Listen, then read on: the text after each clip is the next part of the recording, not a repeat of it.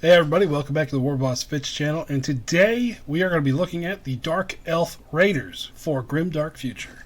And before we jump to the rules, our 3D creator of the week this week is going to be Edge Miniatures. They have a wonderful collection of corrupted elves that you can use pretty much one for one in this army, along with other armies of elves if you want a more edgy version. So let's go ahead and hop into the list here. Let's look at the special rules. Again, we're going to go over the things that are prominent inside the army, which is going to be fast and very fast. Most of the army is going to be moving at a base speed of 8 inches, but when we get into the vehicles or the bikes or the hoverboards, you're going to be looking at a 10-inch move or a 20-inch charge. Dodge is another big one because there are a lot of things in this army that are going to give you -1 to hit whenever you're in melee with that squad. Most of this army's power is going to be in close combat, and giving you that little bit of extra boost as far as survivability in close combat goes is always good. So let's look at the spells. Again, damage spells do what they say. Let's look at the buffs and the debuffs. We got Drugs, a power 2 spell, target 2 friendly units within 12 to get regeneration. This is going to be great for the army because a lot of the stuff in this army are glass cannons. They're not going to have the defense, but they're going to have an awful lot of offense. So giving them that extra layer of defense with regeneration is going to help your plans go through. And then Adrenaline for 3 points. Target 2 friendly units within 6 to get +2 to hit next time they fight in melee is huge.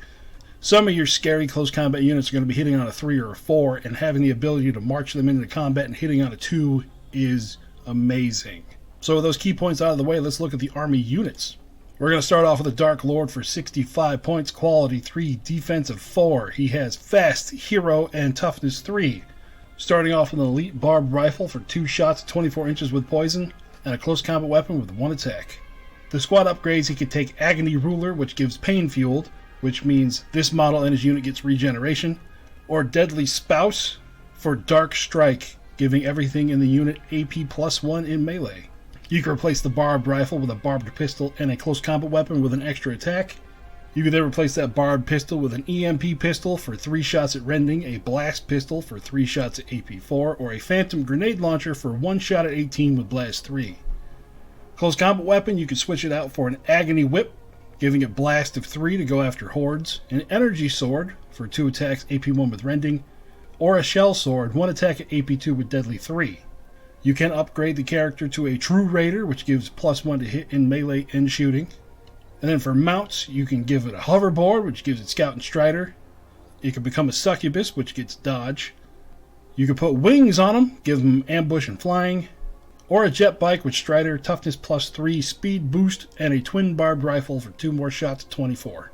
And we'll build some squads with these characters later, but that's just an overview. Then we have the Elite Raider, 45 points, quality 4, defensive 5, fast, hero, toughness 3. Comes with an elite barbed rifle for 2 shots at 24 with poison and 1 close combat weapon. Again, you could use the Agony Ruler or the Deadly Spouse. You could replace the rifle with a pistol, Agony Whip, energy sword, or a shell sword, true raider. This is the difference here, is you can replace the barbed rifle with a net and a spear, which gives you 3 attacks with lance, a dual sword flail for 1 attack at AP2 and blast 3, a dual crystal claw for 4 attacks with rending, or an energy glaive for 4 attacks at AP1. And same as the last character, you can do a hoverboard, make him a succubus for dodge, wings, or a jet bike. Next is the Gene Tech Master. 45 points, quality 4, defensive 5, hero, regeneration, and toughness 3. Comes with a pistol for 2 shots at 12 inches with poison, and a close combat weapon with 2 attacks. We're going down a different line here, so we have different upgrades. You could do Alchemist for pain immunity, which means the whole squad gets an extra save of a 6 or a 2 if it is a spell. Soul Carrier for caster 2, or a Master Soul Carrier for caster 3. You can replace the barbed pistol and the close combat weapon with a dual close combat weapon for 4 attacks. You can replace the barbed pistol with a syringe pistol for 1 shot at 12 with deadly 3, or an acid gun, 1 shot, 12 inches, poison, blast 3, and reliable, or an arcane rifle for 1 shot at AP1 with sniper.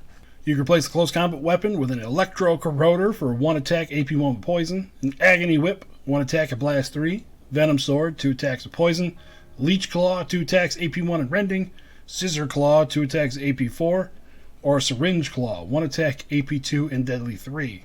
Now, where most of the rest of the army is focused on finesse, all of the gene stuff seems to be focused on sledgehammer type units. So that's where your scissor claw at AP 4 is going to come in. And then the last character is the Court Henchman for 60 points. Quality 4, defensive 5, fast hero takedown, which means whenever you attack, you get 1 attack at quality 2 at AP 1 and deadly 3. And it is resolved as if it is a unit of 1, meaning this is a sniper close combat attack. And toughness 3. It comes equipped with a Ghoulish Claw for 4 attacks with rending. You can replace that Ghoulish Claw with a Courtesan's Katana for 4 attacks with poison, a Barbed Weapon for 4 shots with poison at 18, and a Barbed Dagger for 3 attacks with poison. Or again, a Barbed Dagger with 3 attacks of poison, and a Medusa's Gaze for 4 shots at 12 inches AP 3. This is a character that doesn't have any upgrades to give to a unit, so it's just kind of a damage boosting character to throw into other units. So let's look at the core units. We start off with Gene Warrior, 75 points for 5. Quality 4, defensive 5. They come stock with regeneration, and they have 2 attacks each from their dual close combat weapons. You can replace up to 2 dual close combat weapons for 1 close combat weapon and a barbed pistol for 1 shot with poison. You can replace one of those pistols with a syringe pistol for deadly 3 or an acid gun for poison, blast 3, and reliable. You can replace the other barbed pistol with a bone gun for 2 shots at rending, or an arcane rifle for 1 shot at AP 1 with sniper. You can replace 1 close combat weapon with an electro corroder, 1 attack at AP 1 with poison, an agony whip, 1 attack at blast 3, a venom sword, 2 attacks with poison, a leech claw, 2 attacks AP 1 with rending, and a syringe claw, 1 attack AP 2 and deadly 3, and a scissor claw for 2 attacks at AP 4. So for these Gene Warriors, they are just your base Gene type warrior, but they're going to be used for chaff clearing. So let's build a unit. Let's combine the unit for 150. We got 10 of them. Let's put in a Gene Tech Master, give it Caster, and for cheap chaff clearing, you can give it a dual close combat weapon for 4 attacks. And here you're going to be trying to spike off adrenaline in the unit, which means this unit is now going to be hitting on a 2. That's going to be 24 attacks on a 2 with no AP, so this is going to be used to clear off the cheap low defense chaff. You could tool it up to go after larger things. Give the Gene Master a scissor claw, and then you could take these Gene Warriors. You could do a barbed pistol in each of these combined squads, and then a scissor claw in each of those combined squads. So what you're left with, 16 attacks with no AP, but 6 attacks at AP 4. All that for 275 points. Our next unit is the Warrior Squad. 95 points, quality 4, defensive 5, and they are fast. They come with barbed rifles for 1 shot at 24 with poison and 1 close combat attack. They can be upgraded to True Raider for +1 to hit in melee and shooting for 20 points, which if you do that, it makes all their barbed rifles hit on a 3. You can replace 1 barbed rifle with a hand weapon and a sergeant barbed pistol. Then you do the same pistol shenanigans you could before with a blast pistol or an EMP pistol. You can replace that hand weapon with an energy sword. And then we get into the different ranged weapons for the squad. You can replace 1 barbed rifle with an EMP rifle for rending, a scrapper for blast and reliable, a scythe launcher for 1 shot at AP 3 with lock-on, a blast rifle for 2 shots at AP 4, barbed cannon for 3 shots and poison, or a laser cannon for 1 shot at AP 3 and deadly 3. Now, none of the characters really boost your shooting ability, and this is a shooting squad to start off with. And their base rifle, 1 shot with poison, that's kind of lackluster. It's going to remove regeneration off your opponent, so if you know you're going to be playing someone with regeneration, these shooting squads are great. But let's see what we can do to tool that up. If you just want more of those poison shots, you just give out 2 barbed cannons to those squads for 270 points. That's going to give you 14 shots. If you want to go for vehicles, you give out some laser cannons, 320 points. You're going to have 8 barbed rifle shots, but 2 laser cannon shots that are going to be able to do deadly 3 and take out some lighter vehicles. Or if you want to go for chaff clearing, you're just going to give out some scrappers, which are the flamer equivalent in this squad. So that's 250 points for 10. All of those hitting on a 3 because we put True Raider on both of these combined squads. Next unit is the Witches. 5 of them for 105 points, quality 4, defensive 5. They come with dodge and fast. So their pistols have 1 shot, 12 inches with poison, and they all come equipped with close combat weapons with 2 attacks apiece. You can swap out for a sergeant pistol and hand weapon. You can do the pistol shenanigans. You can give an energy sword to the sergeant. Or you can go into your witch weapons. We have a dual sword flail, 1 attack, AP2 with blast 3, a net and spear for 3 attacks with lance, a dual crystal claw for 4 attacks with rending, or an energy glaive, 4 attacks, AP1, and you can upgrade them with true raider, which means they get +1 to hit in melee and shooting, so that means they're going to hit on 3 in close combat. So this is a melee glass cannon squad. Let's see what we can do. We combine the squad for 210 points. Let's put an elite raider in there. Give it succubus to give the character dodge. And just for amount of attacks, let's do dual crystal claws. Or no, let's do an energy glaive to give AP1. Then up here for squad upgrades. For this, I would do deadly spouse for dark strike, because taking all of these 20 attacks and giving them AP +1, that makes this squad a little bit scarier. Then for special weapons inside the squad, depending on what you think you're going to need, you could switch out for a couple more energy glaives. And this configuration, that's going to give you 12 attacks. You're going to be hitting on AP2. That's going to give them some more stopping power and allow them to be viable into some tougher units. Next, we are going to the hoverboard riders. 5 of them for 170 points, quality 4, defensive 5, fast, scout, and strider. So they're going to be able to start in the middle of the board if you want them to. They have glaives, which are 2 attacks, AP1, and twin barbed pods, which are 2 shots at 18 with poison. You can replace one of the glaives with an agony whip, energy sword, or a grapple claw, giving one of them deadly 3. And you can replace one of the twin barbed pods with a phantom grenade launcher and a barb pod, taking away one of the poison shots but giving it a blast 3 weapon. Now these, for what they are, they're pretty pricey, 170 points, and you're paying for the dual ability here of pretty decent close combat and pretty okay shooting. Going into light targets, either or is going to be an option. The shooting, you're going to remove regeneration off your enemy. With fast and scout, I see these as more of a harassing unit. Being able to be deployed last up to halfway up the board, you can go into spots where the enemy is not covering, and with 18-inch range, you can rain down some poison shots on an unprotected flank. With only defensive 5, I wouldn't put these guys as a frontline fighter with their glaives. Those glaives are going to be there for in case you do end up in close combat if someone comes at you, or if you need to push in the last turns. You get a little bit of offense to push whatever off of an objective. Our next unit are the Nightmares, 155 points for 5, quality 3, defensive 4, fast, and slayer. So if anything that they're attacking has toughness 3 or higher, they get AP 2, meaning that their energy swords are going to be 2 attacks with AP 3 and rending. And this unit has no upgrades, and they are not going to need it. This is going to be a sledgehammer type unit if you're fighting against somebody who has a lot of tough things. So let's build this out. Combine the unit, of course. Then we can go for a Dark Lord to join the unit. Let's put on Pain Fuel to give them regeneration, just for a little added defense, because they are going to be in the thick of things. And then for their close combat, for the Dark Lord's close combat weapon, let's go ahead and do Energy Sword just for the rending parity on things. 2 attacks, AP1 and rending. Now only the Nightmares are going to be getting the AP3 in case they're fighting something tough. All this Dark Lord is adding is regeneration and a couple more AP1 attacks. So honestly, they're not really needed.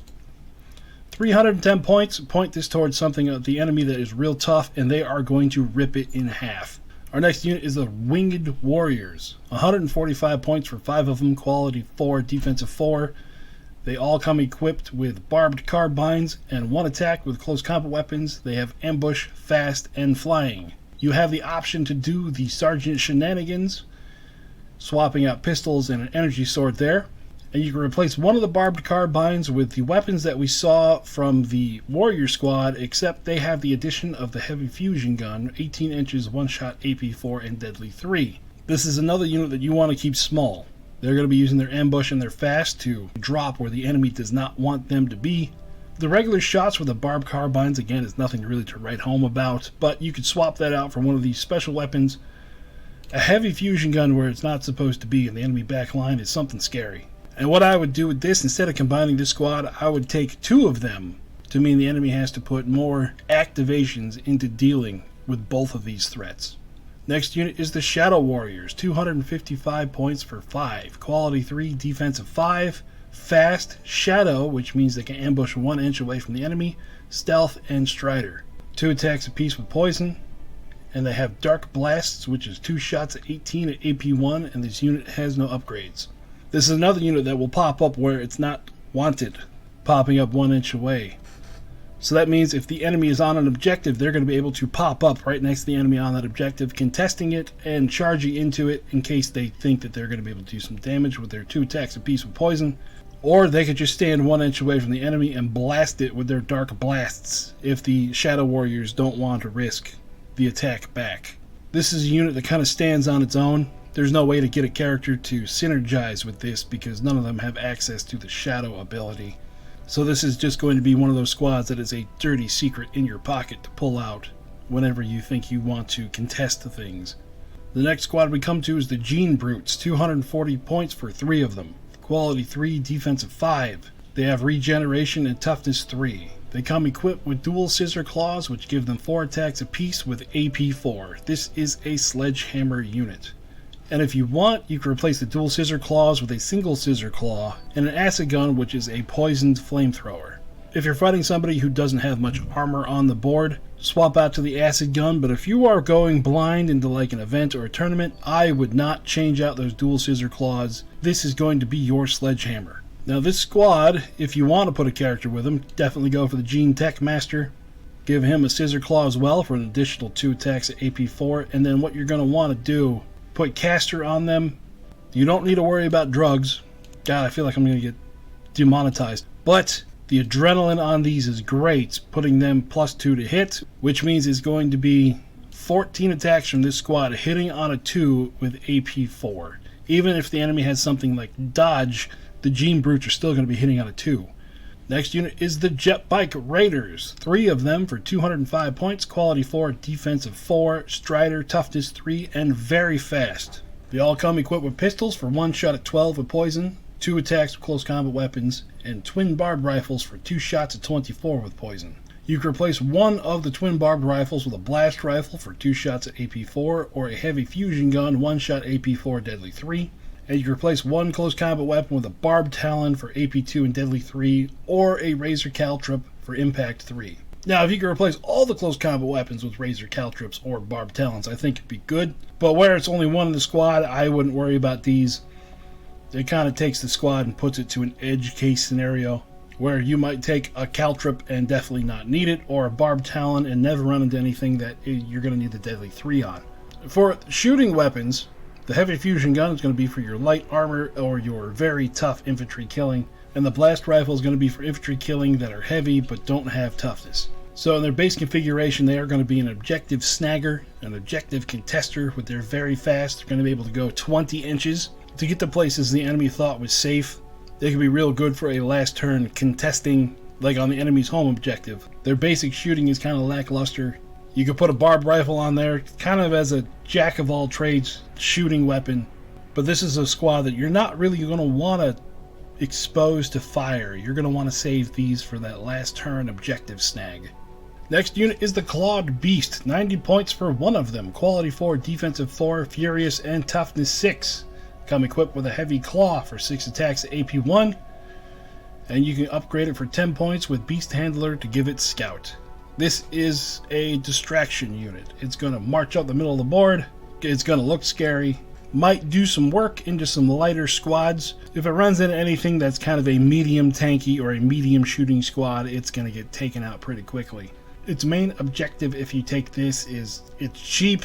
Use it for an activation early in your turn. That means the enemy has to activate something else alongside of it to keep all of your sneaky stuff towards the end of your turn's activations. That way your other things get to move around pretty much unopposed. Next unit is the Crow Swarm. 100 points for 3 of them, quality 5, defensive 5, flying, and toughness 3. They have 3 attacks apiece with rending from their swarm attack, and you can upgrade them with Scout. So like other swarms, this one I would use for objective camping or objective snagging. With Scout and flying, you're going to be able to hide behind some impassable terrain to grab stuff that the enemy doesn't really have protected. Combat potential is really limited with only quality 5. They do have rending, so that is a plus in that category, but not that much. Then our last core unit is the Bloodhounds. 95 points for 5, quality 3, defensive 5, fast, with 2 attacks from their vicious jaws, and they can be upgraded with a Beast Handler for Scout. Now we have a dog squad with quality 3, so these are really, really good dogs. They don't have any AP, they're only 2 attacks. Normally, I would say use them as an objective snagger or just something to gum up the works of the enemy. But with quality 3, they do have some combat potential against other chaff units. 10 attacks hitting on a 3 on other stuff that has low defense value, you're going to kill some stuff. And with quality 3, even if you do take some wounds in return, you're going to be able to pass your morale test pretty easily.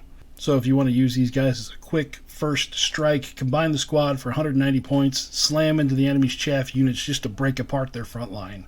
I wouldn't expect to survive in return, but whatever they're going to hit, they are going to maul. Now on to vehicles. Our first vehicle is the Light Skimmer, 250 points, quality 3, defensive 2, impact 3, strider, toughness 6, transport 11, and very fast. Comes equipped with a laser cannon for 1 shot, AP 3 and deadly 3. You can replace that laser cannon with a destroyer cannon for 3 shots at AP 2.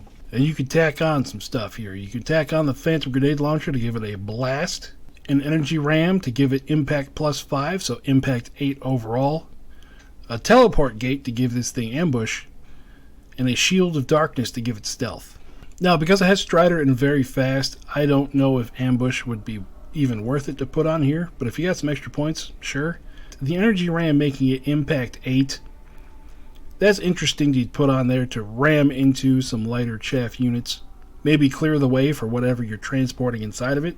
And then for weapons, having that laser cannon on there I think is pretty good to take out the odd, very tough model, or to have some anti-tank rolling around with your squads on the inside, which are probably going to be anti-infantry. Overall, this is going to be your premier transport in the army, launching stuff up the board to get them into combat before the enemy can really react to it.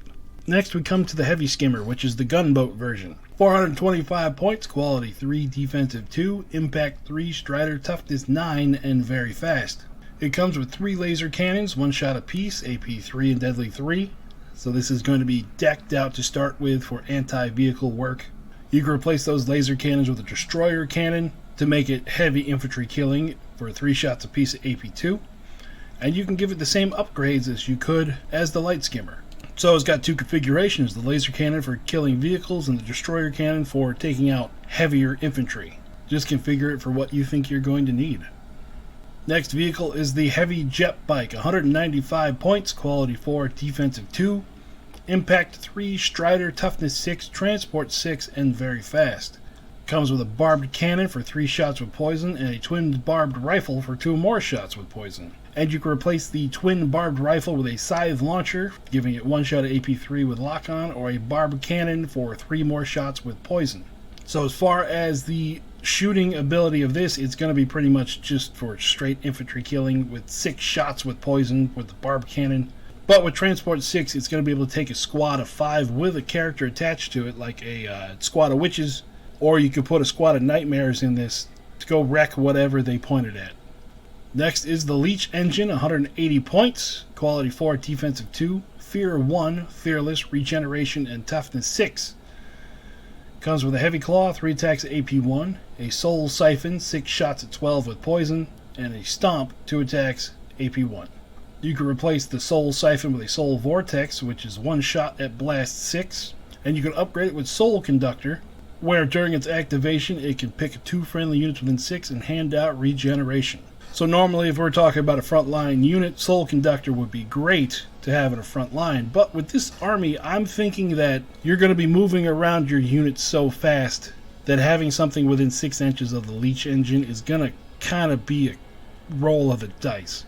This model doesn't have fast, so it's going to be moving 12-inch maximum of turn. Everything combat related in your army is just going to launch itself forward and jump on the enemy's face. Potentially, if you have a gun line of heavy skimmers, you could put a Leech Engine in between them to give your heavy skimmers regeneration. But overall, I think this is a buffing unit that is going to find it hard to find things around it to buff.